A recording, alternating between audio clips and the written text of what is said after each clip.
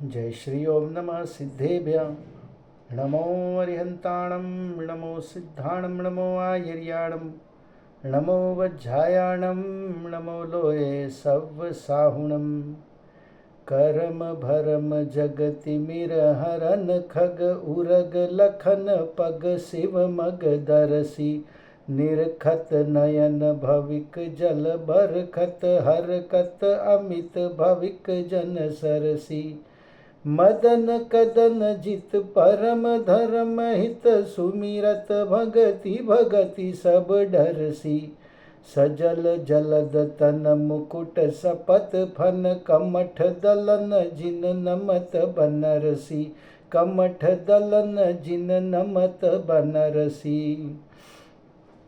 नाटक समयसार बनारसी दास जी द्वारा विरचित उसका ये पहला छंद, ये इसका मंगलाचरण है।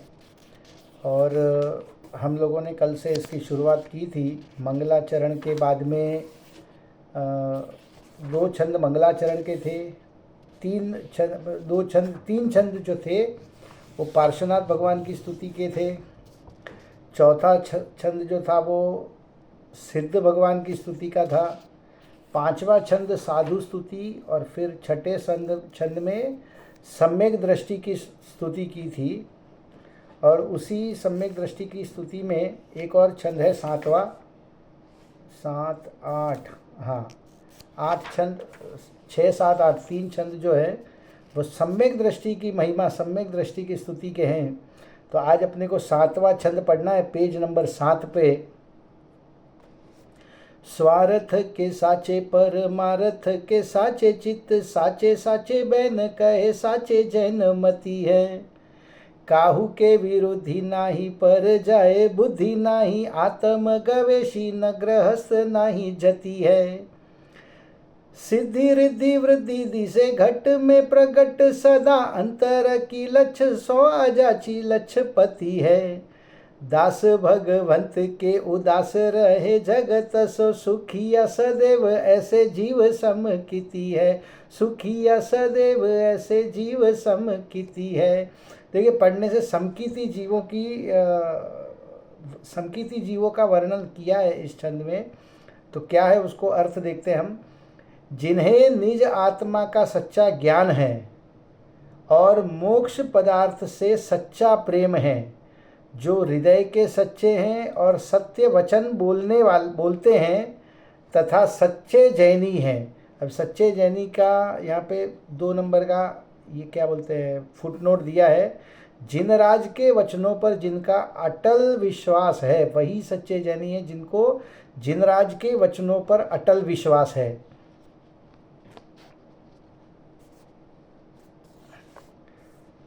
ठीक है, सच्चे जैनी है, किसी से भी जिनका विरोध नहीं है। विरोध में फुटनोट है, समस्त नयों के ज्ञाता होने से इनके ज्ञान में किसी भी सम्यक विवक्षा का विरोध नहीं भासता। देखिए, जिन धर्म में कथन करने की पद्धति होती है अलग अलग होती है, एक ही बात को 4 अलग प्रकार से कह सकते हैं, ठीक है, लेकिन वो नए कहलाते हैं, ठीक है, और उसमें कोई विरोधाभास नहीं होता।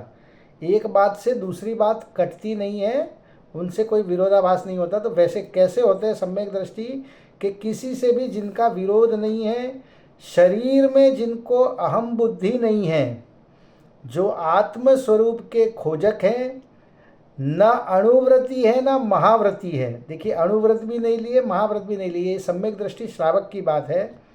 जिन्हें सदैव अपने ही हृदय में आत्महित की सिद्धि, आत्मशक्ति की रिद्धि और आत्म गुणों की वृद्धि प्रकट दिखाई देती है, जो अंतरंग लक्ष्मी से अजाची लक्षपति अर्थात संपन्न है। अंतरंग जो लक्ष्मी है उसके लखपति हैं वे, ठीक है ना, उससे संपन्न है। जो जिनराज के सेवक हैं, संसार से उदासीन रहते हैं, जो आत्मीय सुख से सदा आनंद रूप रहते हैं, इन गुणों के धारक सम्यक दृष्टि जीव होते हैं।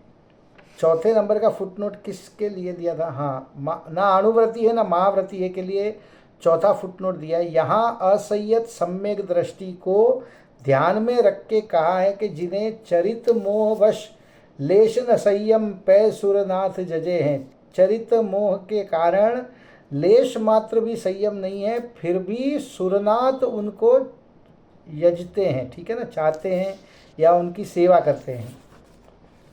अब अगला श्लोक देखते हैं, नाटक समय सार का 8 नंबर का श्लोक। ये भी सवैया 31 है और सम्यक दृष्टि की ही व्याख्या है इसमें भी। जाके घट प्रगट विवेक गण धर को सो हृदय रखी महामोह को हर तू है। साचो सुख माने निज महिमा अडोल जाने आपू ही में अपनो सुभाव ले धर तू है। जैसे जल कर दम कतक फल भिन्न करे तैसे जीव अजीव विलक्षण कर तू है। आत्म सकति साधे ज्ञान को उदो आराधे सोई समकिति भव सागर तर तू है। सोई समकिति भव सागर तर तू है। ये क्या बता रहे हैं? जिसके हृदय में गणधर जैसा निज पर का विवेक प्रगटा हुआ है। जाके घट प्रगट विवेक गणधर सो, गणधर के जैसा जिसके हृदय में विवेक प्रगटा हुआ है, स्वपर का, निज का और पर का। देखिए गणधर नहीं है, ना ही अणुव्रती है, ना ही महाव्रती है, ठीक है ना। जो आत्मानुभव से आनंदित होकर मिथ्यात्व को नष्ट करता है, सच्चे स्वाधीन सुख को सुख मानता है, अपने ज्ञानादि गुणों का अविचल श्रद्धान करता है, अपने सम्यक दर्शन आदि स्वभाव को आप ही में धारण करता है, जो अनादि के मिले हुए जीव और अजीव को पृथक करण जल करदम से, यानी करदम यहाँ पे ये बताया गंदे पानी में निर्मली डालने से कीचड़ नीचे बैठ जाता है और पानी साफ हो जाता है। वो फिटकरी आती है ना, अपन मैले पानी में फिटकरी डालेंगे तो माटी जो है वो नीचे बैठ जाती है और निर्मल जल, स्वच्छ जल जो है वो ऊपर आता है। तो वैसी उपमा दी है सम्यक दृष्टि को कि वो कैसा है कि अनादि से मिले हुए जीव और अजीव को पृथक करण जल करदम से कतक फल के समान है। जो आत्म बल बढ़ाने में उद्योग करता है और ज्ञान का प्रकाश करता है, वही सम्यक दृष्टि संसार समुद्र से पार होता है। अगला श्लोक देखते हैं। धर्म न जानत बखानत भरम रूप ठौर, ये जो 9वां नंबर का श्लोक है, इसके पहले सम्यक दर्शन की महिमा थी। अब मिथ्या दृष्टि का लक्षण बता रहे हैं कि मिथ्या दृष्टि के क्या क्या लक्षण होते हैं। धर्म न जानत बखानत भरम रूप ठौर ठौर ठानत लड़ाई पक्षपात की। भूल्यो अभिमान में न पाऊ धरे धरनी में हृदय में करनी विचारे उत्पात की। फिरे डावाडोल सो कर्म के कलोलिनी में वे रही अवस्था सुबुधोली कैसे पात की। जाकी छाती ताती कारी कुटिल कुवाती भारी ऐसो ब्रह्म घाती है मिथ्याति महापात की। ऐसो ब्रह्म घाती है मिथ्याति महापात। क्या शब्दों का उपयोग किया है। ऐसा ब्रह्म घाती, ब्रह्म यानी आत्मा, आत्मा का घात करने वाला है कौन? मिथ्यात्वी जो है, ऐसा ब्रह्म घाती है और महापात की। क्या बता रहे हैं? धर्म न जानत बखानत भरम रूप। धर्म को तो जानते नहीं है, भ्रम रूप कुछ भी उठपटांग बखान कर देते हैं। और ठौर ठौर ठानत लड़ाई पक्षपात की, जगह जगह पे पक्षपात की लड़ाई है। मैं तो फला गुरु को मानूंगा, फला गुरु मेरा भला कर देंगे, यहाँ पे इस मंदिर में जाने से मेरा भला होगा, ऐसे पक्षपात की लड़ाई होती है। भूल्यो अभिमान में न पाऊँ धरे धरनी में, इतना अभिमान में भूल गया है कि धरती पर पाँव नहीं रख रहा है। हृदय में करनी विचारे उत्पात की, हृदय में क्या चल रहा है? उत्पात करनी विचारता है। फिरे डावाडोल सो कर्म के कलोलिनी में, डावाडोल सो फिरता रहता है कर्म के कारण। वैर ही अवस्था सुबुध ले कैसे पात की। जाकी छाती ताती कारी कुटिल कुवाती भारी ऐसो ब्रह्म घाती है मिथ्याति महापात की। अर्थ देखते हैं।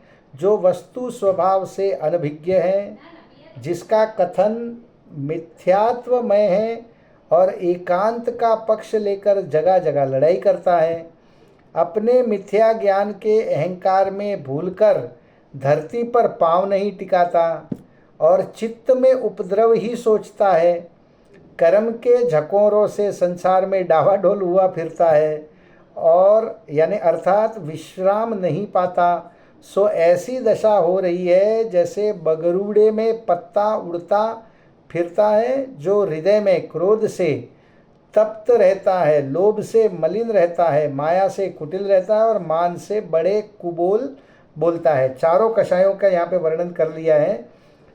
ठीक है, ऐसा आत्मघाती और महापापी मिथ्यात्वी होता है। अगला 10वां छंद जो है वो दोहा है। बंदों शिव अवगाहना, अरु बंदों शिव पंथ, जसु प्रसाद भाषा करो, नाटक नाम ग्रंथ। अर्थ, मैं सिद्ध भगवान को और मोक्ष मार्ग यानी रत्नत्रय को नमस्कार करता हूँ, जिनके प्रसाद से देश भाषा में नाटक समयसार ग्रंथ रचता हूँ। अभी कवि स्वरूप वर्णन, ठीक है, कवि स्वरूप का वर्णन है। सवैया मत्तयंद है, वर्ण 23, 11 नंबर का श्लोक। चेतन रूप अनूप अमूर्ति सिद्ध समान सदा पद मेरो, मोह महात्म आत्म अंग कियो पर संग महात्म घेरो। ज्ञान कला उपजी अब मोहि कहे गुण नाटक आगम केरो, जासु प्रसाद सधे शिव मार्ग वेगी मिटे भव वास बसेरो, जासु प्रसाद सधे शिव मार्ग वेगी मिटे भव वास बसेरो। अर्थ, मेरा स्वरूप सदैव चैतन्य स्वरूप उपमा रहित, मेरा स्वरूप सदैव चैतन्य रूप उपमा रहित और निराकार सिद्ध सदृश है। मैं कैसा हूँ? मैं पहले तो मैं कौन हूँ? मैं जीव द्रव्य हूँ, जीव तत्व हूँ। और वो कैसा है कि चैतन्य स्वरूप है, उपमा रहित है, उसको किसी से कंपेयर नहीं की जा सकती, किसी भी प्रकार की उपमा जीव को नहीं दी जा सकती। जीव को यानी मुझे किसी भी प्रकार की कोई उपमा नहीं दी जा सकती। निराकार है, आत्मा जितने भी होते हैं, जितने भी जीव हैं, वो सारे निराकार होते हैं, उनका कोई आकार नहीं होता। जिस भी शरीर में होते हैं उस शरीर की आकृति के होते हैं। जल के जैसा, जल को आप पानी को ग्लास में ले लो तो ग्लास के आकार का हो जाएगा, मटके में ले लो तो मटके के आकार का हो जाएगा। सिद्ध सदृश है, बहुत गहरा बात है ये। कैसा है मेरा जीव? सिद्ध भगवान के सदृश है, सेम। मेरे में और सिद्ध भगवंतों में कोई फेर नहीं है, सिर्फ पर्याय का अंतर है। परंतु मोह के महाअंधकार का संग करने से अंधा बन रहा था। क्यों अंधा बन रहा था? कि मोह का महाअंधकार उसका संग करने से अंधा बन रहा था। अब मुझे ज्ञान की ज्योति प्रकट हुई है, इसलिए नाटक समयसार ग्रंथ को कहता हूँ, जिसके प्रसाद से मोक्ष मार्ग की सिद्धि होती है और जल्दी संसार का निवास अर्थात जन्म मरण छूट जाता है। कवि की लघुता का वर्णन, अगला श्लोक 12 नंबर का। जैसे को मूरख महासमुद्र तीर वे को, भुजानी सोद्यत भयो है तजी नावरो। जैसे गिरी ऊपर विरख फल तोरी वे के, बावनो पुरुष को उमगे उतारवो। जैसे जल कुंड में निरखी शशि प्रतिबिंब, ताके गही बेके कर नीचो करे टाबरो। तैसे में अल्प बुद्धि नाटक आरंभ कीनो, गुनी मोही हंसेंगे कहेंगे को बावरो। गुनी मोही हंसेंगे कहेंगे को बावरो। देखिए, कवि जो है यहाँ पे इस श्लोक के माध्यम से ये बताना चाह रहा है कि मैं नाटक समयसार लिखने का प्रयास कर रहा हूँ। ये कैसा है कि पहले तो जैसे कोई मूर्ख है, वो समुद्र तरने के लिए हाथ से ही, बिना नाव के, हाथों के बल से समुद्र तरने जा रहा है, वैसा भुजा से। दूसरा, गिरी के ऊपर, पहाड़ के ऊपर कोई फल लटका, पहाड़ के ऊपर पेड़ है और उस पर कोई फल लटका है, उसको तोड़ने के लिए कोई बावना यानी बौना पुरुष उछलता है या उतावरा होता है। और तीसरी उपमा दी कि जैसे जल कुंड में निरखे शशि प्रतिबिंब, जल नीचे कटोरी में या थाली में या परात में आपका जल पड़ा हो बाहर के जगह, और उसमें चंद्रमा का प्रतिबिंब हो, तो उस प्रतिबिंब को चंद्रमा समझकर पकड़ने के लिए जैसे जो कोई बच्चा टाबरो यानी बच्चा जो है वो उसको पकड़ने की कोशिश करे, ऐसा ही प्रयास मैं कर रहा हूँ। मैं वैसे तो अल्प बुद्धि हूँ, स्वयं को वो अल्प बुद्धि कह रहे हैं, बहुत बुद्धिशाली थे, बहुत गहरे विद्वान थे, गहरे अभ्यासी थे, लेकिन अपनी महिमा नहीं करके अपनी लघुता का वर्णन कर रहे हैं कि मैं अल्प बुद्धि नाटक आरंभ कीनो और गुणी मोही हंसेंगे कहेंगे को बावरो। जो गुणीवान होंगे, जो मुझसे बड़े पंडित होंगे या आचार्य मुनिराज होंगे, वो मेरे पे हंसेंगे कि कोई बावरा है। ऐसा यहाँ पे वर्णन अपनी लघुता का किया है। अर्थ देखते हैं हम। जिस प्रकार कोई मूर्ख अपने बाहुबल से बड़ा भारी समुद्र तैरने का प्रयत्न करे, अथवा कोई बौना मनुष्य पहाड़ के वृक्ष में लगे हुए फल को तोड़ने के लिए जल्दी से उछले, जिस प्रकार कोई बालक पानी में पड़े हुए चंद्रबिंब को हाथ से पकड़ता है, उसी प्रकार मुझ मंद बुद्धि ने नाटक समय सार महाकार्य ब्रैकेट में दिया है प्रारंभ किया है। विद्वान लोग हंसेंगे और कहेंगे कि कोई पागल होगा। ठीक है ना, ये ऐसे अपनी लघुता को प्रकट किए। हमने भी देखिए ये शास्त्र पढ़ने का, इसका स्वाध्याय करने का मन में विचार आया है। इसके पहले हम लोगों ने छत्र चूड़ामणि पढ़ा है पूरा शुरू से अंत तक। ठीक है, 84 या 85 85 वीडियोज़ हैं उसके, वो भी आपको चैनल पे मिल जाएंगे। अपने को रोज़ आधे घंटे का 20 25 30 मिनट का जो समय मिलेगा, अपन ये स्वयं स्वाध्याय करेंगे। मैंने विद्वानों से बहुत, मैंने इसके पहले भी जो छत्र चूड़ामणि था उसमें कहा है कि मैंने विद्वानों से बहुत प्रवचन सुने। पूज्य गुरुदेव श्री कांजी स्वामी के सुने, संजीव जी गोधा के सुने, छोटे दादा डॉक्टर हुकुमचंद जी भारिल जी के सुने, फिर अभय कुमार जी देवलाली उनके सुने, बिपिन जी शास्त्री नागपुर वाले उनके सुने।